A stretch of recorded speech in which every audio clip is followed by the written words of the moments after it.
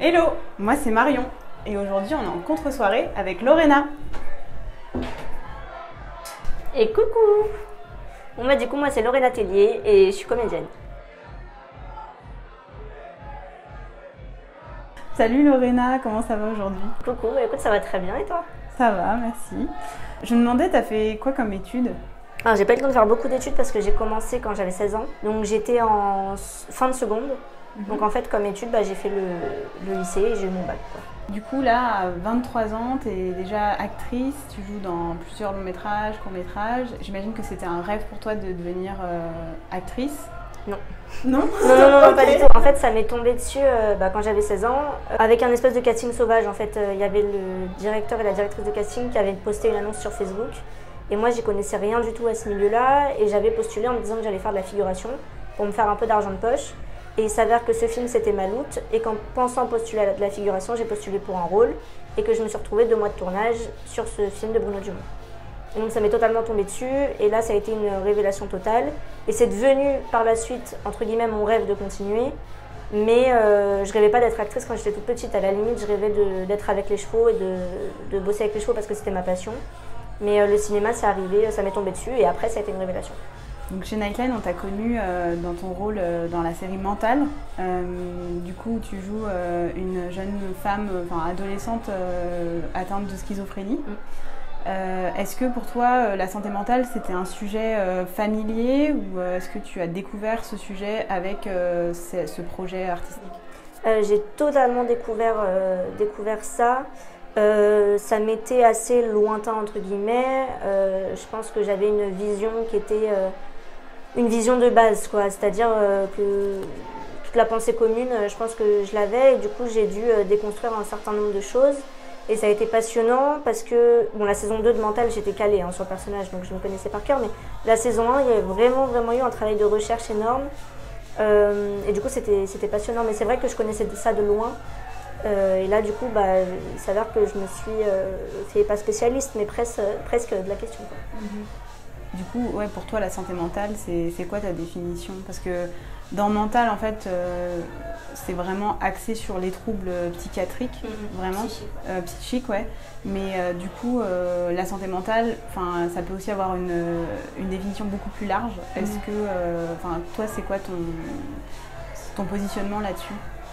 Pour moi, la santé mentale est aussi importante que la santé physique, quoi. C'est-à-dire que l'un va avec l'autre, que l'un joue avec l'autre et que l'un a des impacts sur l'autre. Donc, je ne saurais pas comment le définir autrement, mais en tout cas, c'est à traiter à part entière et à considérer à part entière quand on a des petits soucis, je ne sais pas moi, de dépression ou des choses comme ça. Faut le traiter au même titre que quelqu'un qui a mal à la tête ou on lui donne un Doliprane. C'est des sujets qui sont tout aussi importants, quoi. Et donc toi, comment tu prends soin de ta santé mentale au quotidien? Est-ce que ça t'arrive d'avoir des moments un peu plus difficiles? Tu parlais de ce métier où il y a beaucoup de hauts et de bas. Est-ce que ça affecte ta santé mentale? Oui, oui. Oui, totalement. Oui, franchement, je tends à prendre grand soin de ma santé mentale parce que je me suis bien rendu compte au fur et à mesure des années que si j'y prenais pas soin, tout le reste allait se casser la gueule, quoi, très clairement. Et quand je dis que les problèmes physiques arrivent généralement ou quelquefois après des soucis psychologiques, c'est que c'est le cas, quoi. Concrètement, tu peux venir à tomber malade parce qu'avant, psychologiquement, il y avait des trucs qui te perturbaient, quoi. Donc je tends à prendre très soin de ça. Faut savoir en prendre soin parce que si on met ça sous le tapis, il y a un moment donné où le truc explose. Ma démarche, c'est de vraiment essayer de comprendre les mécanismes qui font que à des moments ça va pas très bien. Voilà. Et donc quand ça va pas très bien, vers qui tu te tournes? Est-ce que c'est plutôt ta famille, tes amis? Est-ce que t'es ok pour aller voir un professionnel de santé, par exemple un psychologue Les trois en fait. Vraiment les trois sont assez complémentaires. Il n'y a pas du tout de honte à dire qu'on va voir un psy. À un moment donné, il faut arrêter avec ça. Ça a tendance à même m'agacer. Les personnes qui disent « Ah non mais moi j'irai pas voir un psy », je crois très fortement que si la majorité des Français et des gens dans le monde allaient voir un psy, le monde se porterait vachement mieux. Donc il faut arrêter avec ça. Par contre, il y a un truc auquel j'ai pensé, parce que je me suis fait la réflexion, c'est de me dire que faudrait baisser le prix des séances de psy ou aider les gens à payer le psy parce qu'en fait c'est un vrai budget. Je vois la mienne par exemple, c'est 65 € l'heure. Faut réussir à le payer toutes les semaines, quoi. C'est un vrai budget. Donc là j'ai vu qu'il y avait quelques aides qui avaient commencé et tout, mais il faut vraiment continuer ça parce que c'est primordial. Voilà. Et sinon quand ça va pas bien, franchement mes amis proches et ma famille, mon frère, ma soeur. Voilà, mais c'est vrai que j'ai la chance d'être très entourée. Donc vraiment je peux me mettre à nu de mes émotions avec mes proches et ça vraiment c'est primordial, c'est important, quoi. Mais oui, sur le remboursement, enfin ce que tu disais là, effectivement il y a un dispositif qui est mis en place depuis peu qui s'appelle Mon Psy, mais c'est remboursement de 8 séances uniquement et il faut que ce soit adressé par le médecin généraliste. On t'a vu aussi dans un court-métrage qui s'appelle Influenceuse, du coup, qui aborde le sujet de l'effet, l'impact des réseaux sociaux sur la vie et sur la santé mentale. Est-ce que c'est important pour toi d'en parler? Est-ce que c'est un sujet... pourquoi est-ce que tu as accepté en fait ce rôle par exemple?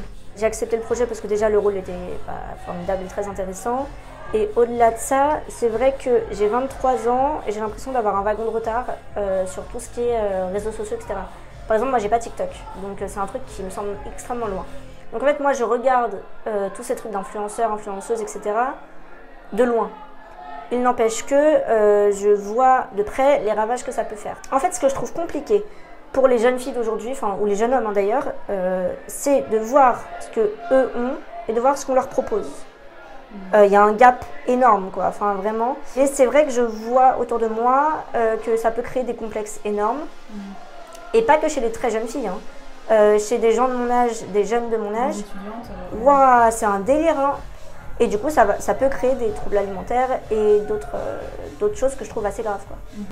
Du coup, avec ce métier d'actrice que tu fais aujourd'hui, tu es amenée à rentrer dans la peau de plein de personnages différents. Est-ce que de passer comme ça d'un personnage à un autre et de te glisser dans la peau de différentes personnes, est-ce que toi, ça t'apporte quelque chose en termes de développement personnel et de santé mentale? Ah oui, mais totalement. Enfin, c'est en ça que je trouve que mon métier est hyper enrichissant. Parce que déjà, je vais me renseigner sur des choses auxquelles j'aurais pas spécialement accès ou auxquelles ça m'intéresserait pas spécialement de base. J'aurais pas de raison dans la vie de tous les jours de m'y intéresser. Et de devenir du coup, pas spécialiste, mais en tout cas connaître vraiment très profondément des sujets. Là, ça peut être sur mental, ça peut être sur influenceuse, où je me suis vraiment renseignée sur les réseaux sociaux, etc. et toute cette hype qu'il y avait autour. Une affaire française avec l'affaire du petit Grégory que moi je connaissais pas spécialement. Etc., ou le film de Mélanie Laurent sur l'époque où Charcot était médecin à la Salpêtrière. Enfin, c'est passionnant. Et je sais que je me suis rendu compte à certains moments que ça me faisait évoluer moi en tant que jeune femme. Parce que par exemple, avec le personnage d'Estelle dans Mental, c'est comme si j'avais fait une croix ou accepté, je ne sais pas trop, moi, l'enfance que j'ai eue. Parce que là, je suis devenue quelqu'un de très...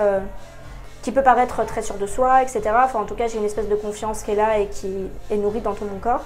Mais c'était pas la Lorena du collège, par exemple. Moi, j'étais Estelle, à la limite. Plus, j'étais timide, introvertie, etc. Et du coup, le fait de revenir dans ça, je me suis dit, ah, mais en fait, c'est une partie de moi à part entière. J'ai cette fragilité-là qui est là. Il suffit d'appuyer sur un bouton et... ça fait partie de moi. J'ai construit au fur et à mesure des années un espèce de truc qui est ce que je suis aujourd'hui. Mais Estelle fait partie de moi à un moment donné au collège. Donc, voilà, mais ça, je ne m'en serais pas spécialement rendu compte...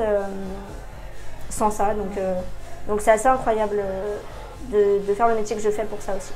C'était grave cool de faire ta connaissance et on y retourne. Ouais, vas-y, carrément.